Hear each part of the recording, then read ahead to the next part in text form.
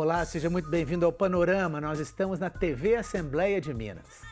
740 milhões de reais. Esse é o valor investido em pesquisas científicas no estado nos últimos 5 anos pela FAPEMIG, a Fundação de Amparo à Pesquisa. Esse valor inclui projetos de pesquisa, bolsas para a formação de pesquisadores e financiamento de eventos científicos. Foram mais de 17 mil pesquisadores contemplados. As áreas que mais receberam recursos foram as de ciências biológicas e biotecnologias, ciências agrárias e ciências da saúde. A pesquisa científica em Minas é o tema do Panorama que começa agora.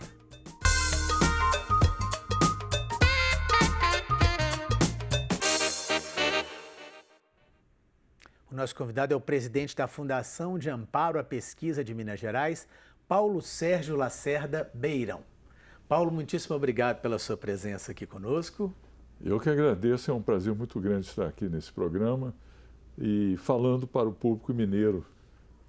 Pois é, a primeira pergunta é justamente saber como é que você encara e como é que você vê o momento da pesquisa científica em Minas Gerais. Esse volume de 740 milhões de reais investidos aí nos últimos 5 anos, para quem está de fora, parece um volume grande de recursos. Esse volume é suficiente? Deveria haver mais recursos? Vocês estão numa posição confortável hoje em relação à questão da pesquisa no estado? Como é que a gente pode analisar isso de uma maneira mais global?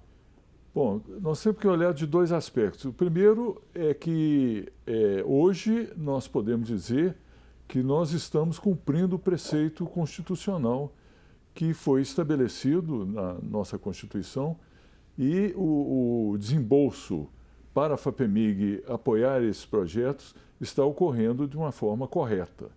Então, esse é o primeiro registro que é importante ser feito. E o segundo é que pesquisa sempre é uma coisa que você precisa de recurso, né? E o fato da gente ter esse recurso aqui em Minas Gerais também permite que a gente... 2 coisas. Primeiro, capacite grupos de pesquisa que sejam capazes, inclusive, de conseguir recursos federais e, inclusive, internacionais. E também a gente faz convênios com outras instituições de tal forma que projetos de interesse comum do Estado e da Federação sejam cofinanciados. Então, é sempre necessário mais recurso, mas isso age como uma espécie de embrião para a gente ser capaz de captar mais recurso externo e também ser mais competitivo na presença da pesquisa no Brasil e no mundo. Existe um momento certo para a iniciação científica, para algum jovem que tem interesse por isso, começar a entrar por essa área? Bom, o ideal é quanto mais cedo, melhor. Por isso, inclusive, nós temos bolsas de iniciação científica, inclusive para estudantes de ensino médio. Mesmo antes da graduação, ele já pode... Mesmo antes da graduação. É claro que a capacidade de gerar conhecimento dessas pessoas é menor, né, e mesmo de contribuir. Mas na medida que a gente vai apoiando esses jovens e gerando interesse neles pela pesquisa, nós estamos gerando investindo em futuros pesquisadores. E nós temos um programa muito importante também, chamada Iniciação Científica, que se dá aí sim para estudantes de graduação, que esse programa já vem de longa data e mostra que esse investimento realmente traz bons resultados, porque o aluno que já começa a fazer iniciação científica desde cedo, ele se forma mais rapidamente e começa a ser capaz de gerar os resultados de pesquisa que o Estado necessita. Quais seriam as qualidades principais aí para um bom pesquisador? É possível perceber isso? Por exemplo, os professores já percebem isso logo vendo vários alunos, aqueles que podem ter um potencial maior? Existe um talento para ser pesquisador? O que se diz normalmente, até de uma brincadeira, é o brilho no olho. Se o jovem mostra interesse e procura, faz perguntas e se interessa pelo assunto, esse potencialmente é um pesquisador. É claro que ele tem que passar por um processo de treinamento e de instrução para ele saber transformar a sua pergunta na capacidade de dar respostas à pergunta, né? Então, este é o grande diferencial no nível da graduação e mesmo antes da graduação. Bom, as áreas em que são desenvolvidas as pesquisas podem ser as mais diversas. Vamos ver o volume de recursos que foram destinados a algumas delas. Veja só. As áreas que mais receberam recursos foram ciências biológicas e biotecnologias, ciências agrárias e ciências da saúde, num total de quase 200 milhões de reais.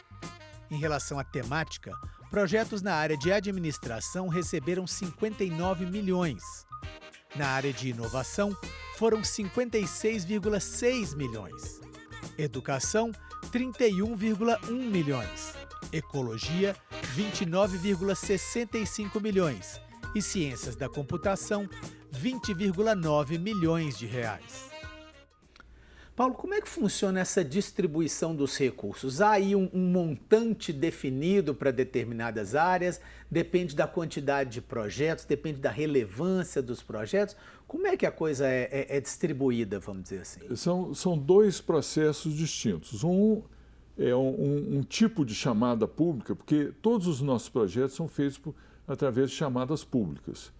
Então, tem uma chamada pública que a gente chama de universal. Ela abrange todas as áreas do conhecimento e aí é proporcional à demanda. Então, se uma demanda maior numa determinada área, ele naturalmente vai receber mais recursos. Então, ele reflete muito o que a gente tem no Estado em termos de competência. A outro tipo é uma chamada que a gente diz que é induzida, onde a gente detecta problemas ou oportunidades que o Estado tem e que gostaria de desenvolver essa área, aí sim, ela vai alocada para um tema ou para alguns temas, e isso, então, ele acaba sendo julgado dentro desse contexto. Um exemplo nítido, né, quando veio a pandemia, então, nitidamente, isso é uma demanda do mundo inteiro, todo inclusive mundo precisava do Estado, investir nisso. Então, teve uma demanda mais específica para a área de biotecnologia e da área da saúde. Mas também abrangendo áreas, inclusive, tecnológicas, porque o desenvolvimento de respiradores e tudo, né, é uma parte mais tecnológica, mas isso foi contemplado também nessa chamada. Pois é, desses aí que a gente colocou aí, administração, inovação, por exemplo, educação, ecologia, tem algum que você de memória tem aí de algum destaque, algum projeto que tenha tido uma relevância que a gente possa dizer assim, ó, esse projeto, essa pesquisa resultou nisso, que aconteceu aquilo, uma coisa que para nós que estamos de fora seja uma coisa mais visível, vamos dizer assim? Não, eu acho que o próprio exemplo que eu falei da Covid, né? Quando nós fizemos essa chamada pública, nós detectamos que havia grupos que eram capazes de desenvolver metodologias para o combate mesmo da doença. E, a partir disso aí, nós geramos o interesse desses grupos e o resultado é essa vacina, que é a Spintec, né, que está sendo desenvolvida na UFMG e está em fase já bastante avançada. Então, isso teve recursos também da FAPEMIG? Teve recursos iniciais da FAPEMIG. Mas como houve uma demanda, quer dizer, quando o país percebeu que essa era uma oportunidade de desenvolver, então veio recursos externos, a FAPEMIG também contribuiu para isso, mas aí já o volume já foi muito maior. Todo mundo falou, temos que colocar recurso aí, porque isso aí é uma prioridade. Exatamente. Assim. Se não fosse essa semente inicial, provavelmente a gente não teria tido capacidade de atrair esse investimento externo. Perfeito. Bom, vamos ver agora alguns dados que mostram o volume de recursos direcionados a projetos realizados em parceria com outras instituições. Veja só. A UFMG executou projetos que chegaram ao valor de 170,7 milhões. A Universidade Federal de Viçosa foi a segunda que recebeu mais recursos, 65,56 milhões. Depois veio a Secretaria de Desenvolvimento Econômico, com 62,5 milhões. Universidade Federal de Uberlândia, com 51,18 milhões. E a Empresa de Pesquisa Agropecuária de Minas Gerais, a EPAMIG, com 49,47 milhões, completam a lista das 5 instituições que mais receberam recursos da FAPEMIG para projetos em parceria. Paulo, como é que funcionam essas parcerias? Quem é responsável por quê, vamos dizer assim? A UFMG, por exemplo, a Universidade de Viçosa procuram a FAPEMIG ou o contrário? Como é que funcionam essas... literalmente quem faz o quê aí quando há uma pesquisa em parceria entre diversas instituições? Perfeito. Não, é sempre feito através dos pesquisadores. Aliás, é muito importante esclarecer uma coisa, às vezes é uma dúvida, um entendimento equivocado. Quando se fala, por exemplo, que foram concedidos 170 milhões, não foi para o UFMG, e sim para pesquisadores da UFMG. Da UFMG. Perfeito. E é sempre para financiar projetos que foram julgados e aprovados. Então, a UFMG, por exemplo, não pode pegar esse recurso e usar para outra coisa. Uhum. E esse recurso, há uma prestação de contas e tem que se verificar. Isso normalmente não é um problema, né? Mas tem que ser demonstrado que realmente o recurso foi usado para o desenvolvimento do projeto. Uhum. Então, a demanda ela vem dos pesquisadores, mesmo quando é uma pesquisa induzida, e que a gente fala, por exemplo, eu dei o exemplo da Covid, né? Foi uma chamada pública o seguinte, projetos que visem o combate, né, e o enfrentamento dessa pandemia. Uhum. Então, surgiram projetos de pesquisadores. Agora, é claro que a gente quer saber se a instituição está de acordo com isso. Uhum. Então, ela é considerada executora e o responsável legal pela instituição tem que assinar também o projeto e falar, não, nós estamos de acordo, porque nós não vamos impingir que uma determinada instituição realize uma pesquisa com a qual ela não está de acordo. Claro. Né? Uma questão que às vezes é colocada pelos pesquisadores é a questão do baixo valor que é pago para o pesquisador realizar a pesquisa. Como é que é isso? É possível elevar esses valores? É algo que realmente é uma coisa mais difícil pela falta de recursos? Como é que a FAPEMIG como instituição se coloca e como é que ela vê essa questão desses valores que são pagos aos pesquisadores? Ok. Bom, primeiro, quem propunha, a gente não remunera o pesquisador.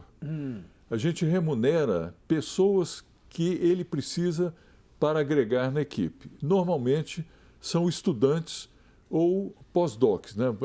Pessoas que fazem parte daquela equipe. Que fazem parte da equipe e que não têm um emprego, né? Então, se você não remunera, não dá uma bolsa, ela vai fazer outra coisa. Então, é só isso que a gente faz em termos de remuneração. E aí eu tenho que reconhecer que durante muito tempo, e inclusive, para ser muito sincero, mesmo hoje, as bolsas têm valores defasados, né? Mas só registrando que a FAPEMIG foi pioneira, porque durante muito tempo a gente tinha o valor da bolsa igual ao da CAPES e do CNPq, mas chegou um ponto e nós avaliamos que estava sendo insustentável e mesmo sem a CAPES e o CNPq fazerem um reajuste, nós fizemos um reajuste parcial que foi um estímulo muito grande, sabe? Foi um alento para os nossos jovens pesquisadores bolsistas. E agora, mais recentemente, né, foi em fevereiro, foi ou abril, não me lembro bem, aí sim, houve um reajuste nacional. O governo federal elevou um pouco o valor das bolsas. Exatamente. E aí, ele elevou até um pouco mais do que a gente tinha levado, nós equilibramos e hoje os nossos valores estão novamente equilibrados e iguais aos das bolsas federais. Mas, voltando à sua pergunta, né, eu acho que o ideal seria aumentar um pouco mais. Mas aí a gente começa a esbarrar com limites orçamentários. Né? Pois é, uma coisa que às vezes acontece, talvez por essas questões e por outras que a gente, né, que eu gostaria que o senhor me falasse também, é a questão da fuga dos talentos para o exterior. Ou seja, aquele pesquisador que foi, né, trabalhou, pesquisou, fez tudo aqui no Brasil, mas que infelizmente chega um momento que ele é seduzido, vamos dizer assim, por universidades do estrangeiro que pagam para ele, que oferecem para ele melhores condições. Vai chegar o momento que nós vamos poder competir? Como é que é isso? Como é que o senhor vê essa questão? Eu tenho a expectativa ou a esperança, não sei qual seria o melhor dizer, de que a gente consiga até reverter parcialmente isso. Porque é claro que o pagamento das bolsas, ela ajuda a segurar os nossos pesquisadores, principalmente os mais talentosos. Mas também as condições de trabalho são um atrativo para ele. Então, no instante em que ele vê que a bolsa está defasada e as condições de trabalho são deterioradas, a tendência é aceitar proposta do exterior. Felizmente, eu acho que até em Minas, a tendência dos mineiros é voltar para Minas, sabe? Ou pelo menos gostariam de voltar para Minas. Então, eu acho que a gente pode reverter isso. Agora, novamente, como eu falei, que a gente está cumprindo o que é estabelecido na Constituição, eu acho que a gente tem condições de dar condições de trabalho para esses nossos pesquisadores mais talentosos. Como é que o senhor vê a participação da iniciativa privada? Até agora nós estamos falando aí de recursos públicos, de bolsas que não conseguem chegar a um valor, né, que a gente gostaria que chegasse, mas e as empresas? E a iniciativa privada? O senhor acha que investe o suficiente? Poderia investir mais? Não, poderia investir mais e gostaríamos que investisse mais, inclusive em projetos de interesse da própria iniciativa privada. E a gente atuaria de uma forma de cofinanciamento. Então, nós, inclusive, temos chamadas públicas aí para financiamento de projetos, tanto em empresas, mas aí tem que ser projetos realmente inovadores, não é um financiamento, uma produção normal. Isso é legítimo, mas há outros mecanismos, não é o mecanismo via FAPEMIG. O que a FAPEMIG, a nossa missão, é fazer coisas inovadoras realmente, que avancem, produtos que sejam realmente inovadores. Então, como esses produtos eles envolvem risco, então o que a gente faz com esse cofinanciamento é, de uma certa forma, compartilhar o risco com o investidor. E aí, de tal forma que, se der bons resultados, o que a gente espera... Todo mundo ganha. Todo mundo ganha, inclusive a sociedade.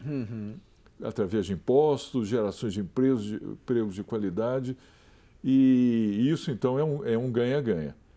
E este é um mecanismo. O outro mecanismo que a gente tem usado é de financiamentos que são feitos nas instituições de pesquisa, mas de interesse, e aí, de novo, com o cofinanciamento, com a iniciativa privada.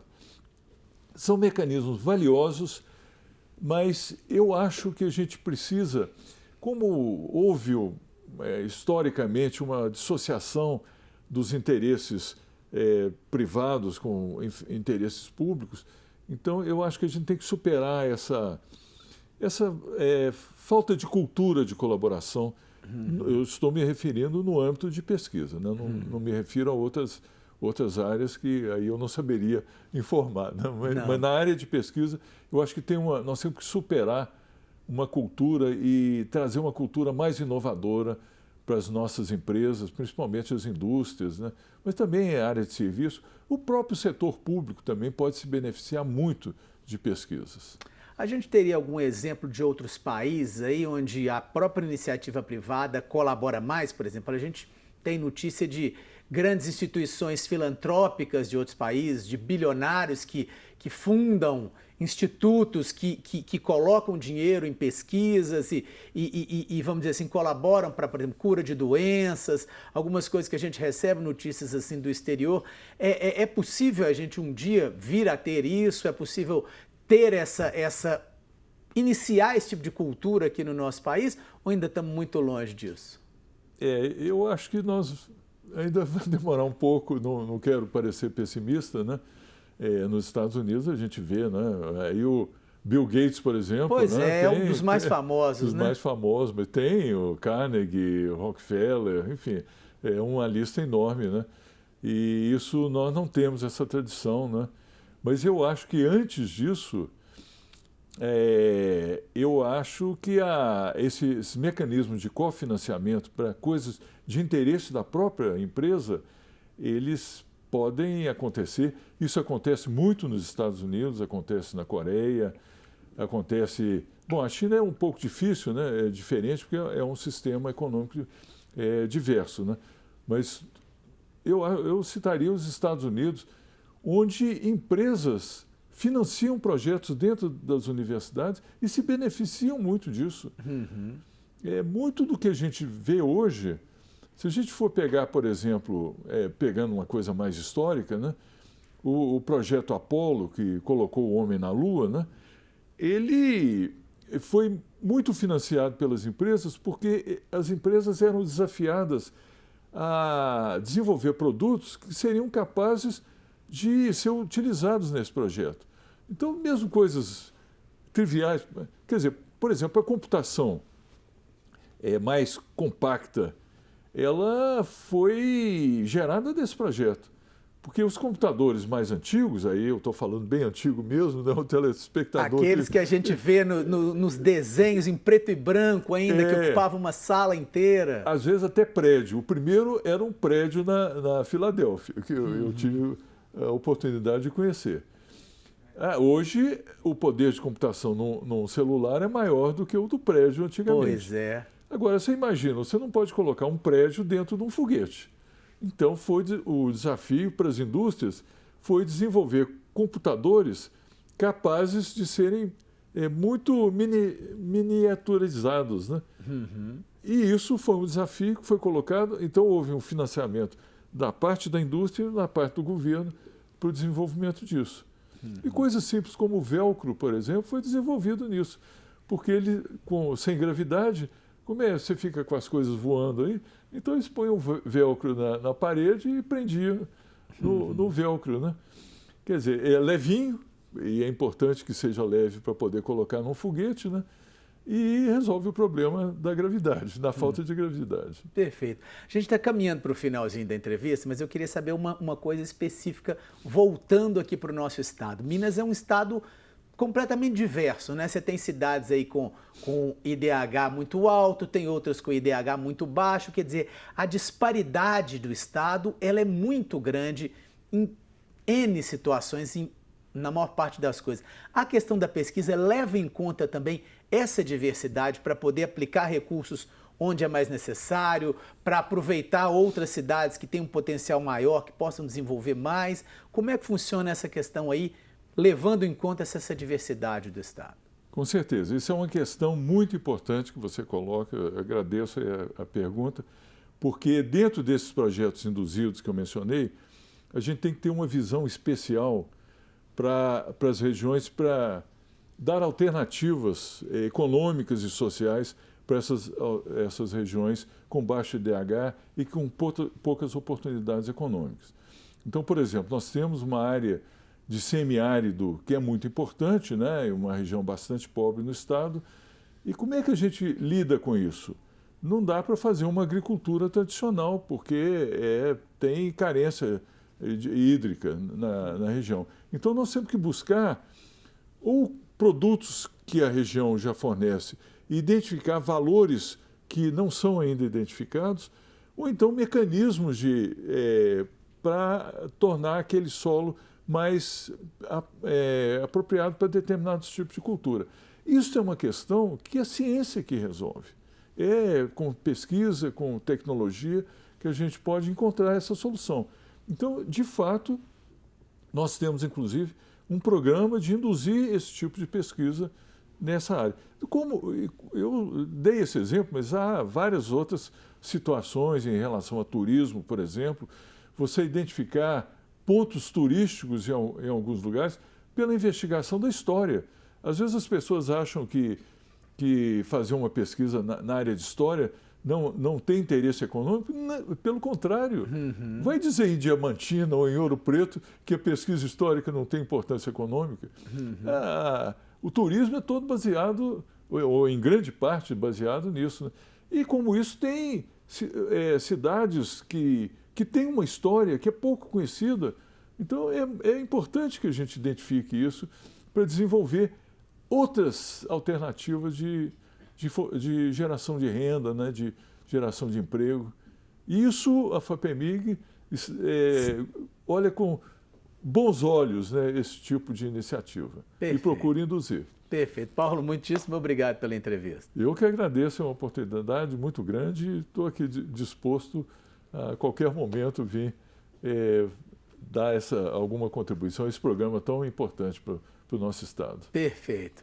E o Panorama de hoje termina aqui. O nosso tema de hoje foi a pesquisa científica em Minas. Muito obrigado pela sua audiência e até a nossa próxima edição.